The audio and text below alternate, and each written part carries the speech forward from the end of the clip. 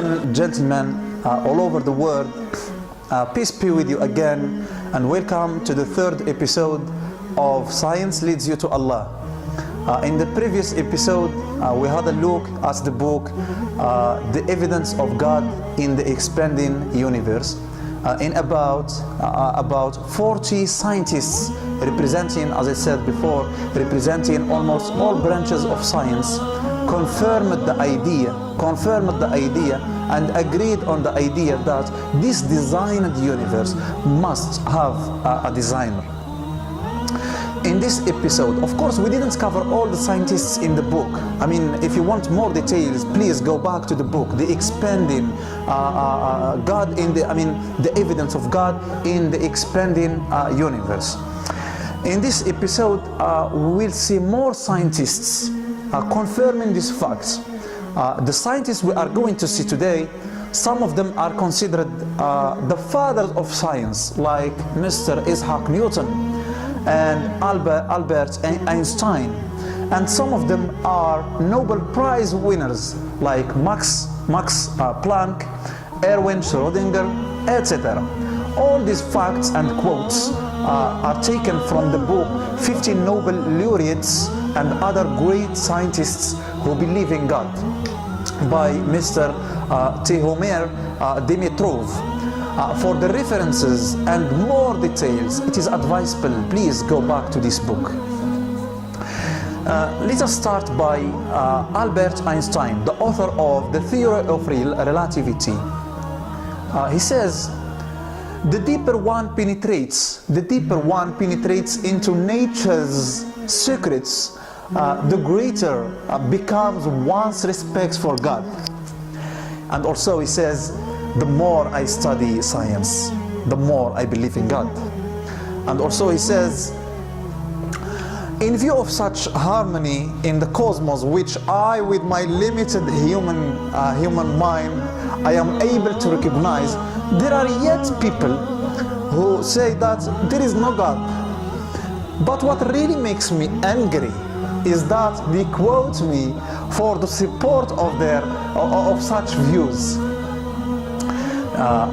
Max Planck, the formulator of quantum theory, he says, both religion and science need for their activities the belief in God. Erwin Schrödinger, the founder of wave mechanics, he says, Schrödinger claims that science is a creative game. Science is a creative game with rules, which are, the rules which are designed by God himself. Werner Heisenberg, Nobel Prize in Physics for the creation of quantum mechanics, he says, the first gulp from the glass of natural sciences will turn you into an atheist, but at the bottom of the glass, God is waiting. God is waiting for you.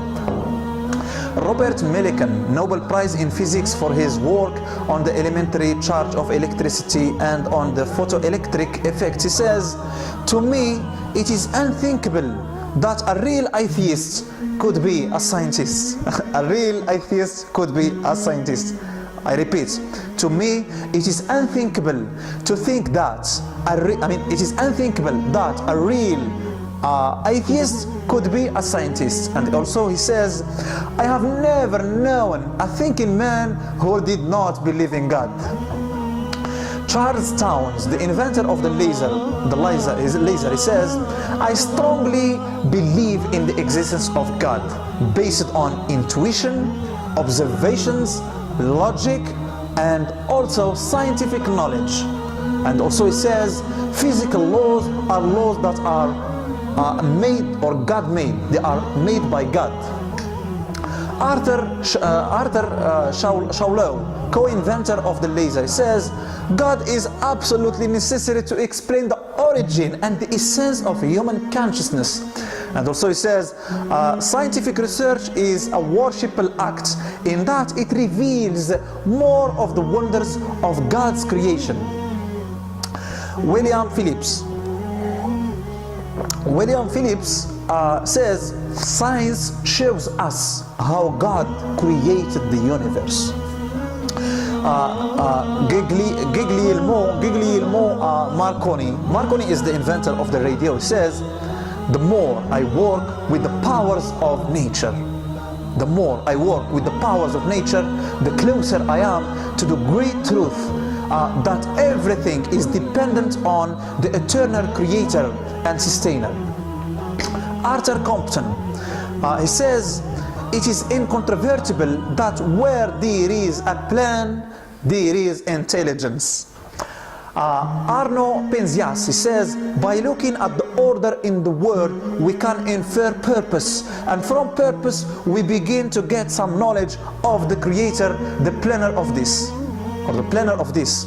Neville Mott, he says, God is absolutely necessary to explain the origin and the essence of human consciousness. Isidore Ishaq Rabi, he says, physics brought me far from God. No, physics brought me closer to God. Abdul Salam, a Pakistani director of the International Center for the Theoretical Physics, he says, this sense of wonder leads most scientists to a superior being. Anthony Hoish, Nobel Prize in Physics for his discovery of pulsars. To the question, what do you think about the existence of God? Prof. Hoish replied, I believe in God. It makes no sense to me to assume that a universe and our existence is just a cosmic accident, that life emerged due to random physical processes and in an environment which simply happened having the right properties. Joseph H. Taylor says, our knowledge of God is made larger with every discovery we make about the world. Christian Anfinson says, to the question, he was asked, many prominent scientists, including Darwin, Einstein, and Planck, have considered the issue and the idea of God seriously. What are your thoughts on the concept of God and the existence? God and on the existence of God. He replied, he says, I think only an idiot can be an atheist. Richard Smalley, he says, it is increasingly clear to modern science that the universe was exquisitely fine-tuned to enable human life. Now let us, ladies and gentlemen, move to some scientists considered to be the founders and the fathers of science. Let us start by Sir Isaac Newton. He says, this most beautiful system of the sun, planets and comets could only proceed from the counsel and dominion of an intelligent and powerful being. This being governs all things, not as the soul of the world, but as Lord over all. And also he says, atheism is so senseless and odious to mankind that it never had any professors. Can it be by accident that all birds, beasts, and men have their right side and left side alike shaped? And just two eyes and no more on either side, one here and one here, and just two ears and no more, and the nose with two holes, and either two forelegs or two wings or two arms on the shoulders and two legs on the hips and no more. He says, we are therefore to acknowledge one God, infinite, eternal, omnipresent, omniscient, omnipotent, the creator of all things, most wise, most just, most good, most holy. Now, and he says, atheism is so senseless. Atheism is so senseless. When I look at the solar system, I see the earth at the right distance from the sun to receive the proper amount of heat and light. This did not happen by chance. Galileo Galilei, the founder of experimental physics, he says, when I reflect on so many profoundly marvelous things that persons have grasped, sought and done, I recognize even more clearly that human intelligence is a work of God and one of the most excellent.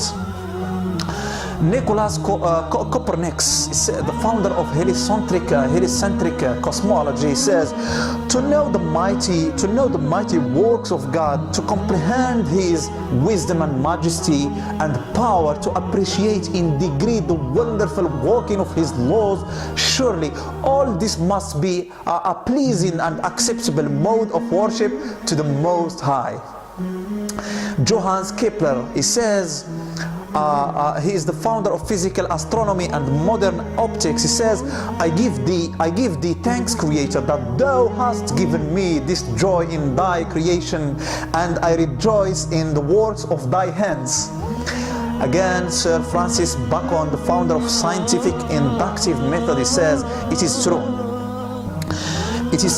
that a little philosophy inclines men's mind to atheism, but death in philosophy brings men's minds about to religion. René Descartes, the founder of analytical geometry and modern philosophy, says it is absolutely true that we must believe in God.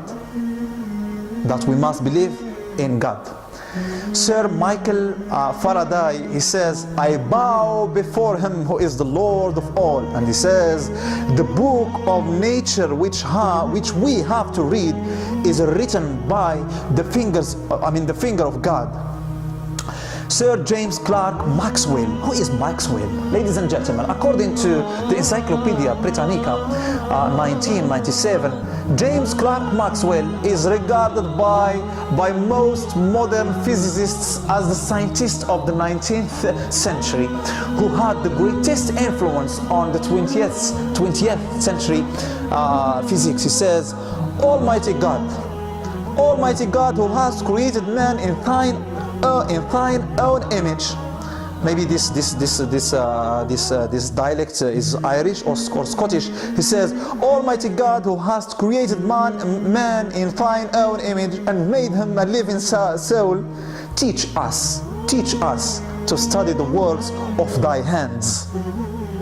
Sir Robert Boyle, the founder of modern chemistry, says, the vastness, beauty, orderliness of heavenly bodies, the excellent structure of animals and plants and other phenomena of nature just induce an intelligence. Sir William Harvey says, all things are indeed contrived and ordered with singular providence, divine wisdom, and most admirable and incomprehensible skill, and to none can these attributes be referred save to the Almighty. Sir Joseph G. Thomson, he says, great are the works of the Lord. Francis Collins, he says in the introduction of his book The Language of God, 2006, Francis Collins wrote, for me the experience of sequencing the human genome and uncovering this most remarkable of all texts was both a stunning scientific achievement and an occasion of worship. Louis Pasteur. Ladies and gentlemen, let us finish with Louis Pasteur. Louis Pasteur has got a very, very beautiful speech upon this issue. He says, and Louis Pasteur, to your knowledge, he is the founder of microbiology and immunology. He says, the more I study the more I study the nature, the more I stand amazed as the work of the Creator. And he says, science brings man nearer to God. And he says, little science takes you away from God, but more of it takes you to Him. An atheist or an agnostic may jump protesting, okay, Mr. Sharouk, don't think you have won the match yet. Don't think you haven't won the match yet. If you have won the match in the arena of science, I'll take you to the arena of philosophy, which stands by the side of atheism. Really? Does philosophy really stand by the side of philosophy? Okay, let's see. Ladies and gentlemen, in the next episode, we are invited to visit the world of philosophy to have a look on the opinions of some great philosophers about the existence of the Creator. See you. Thank you.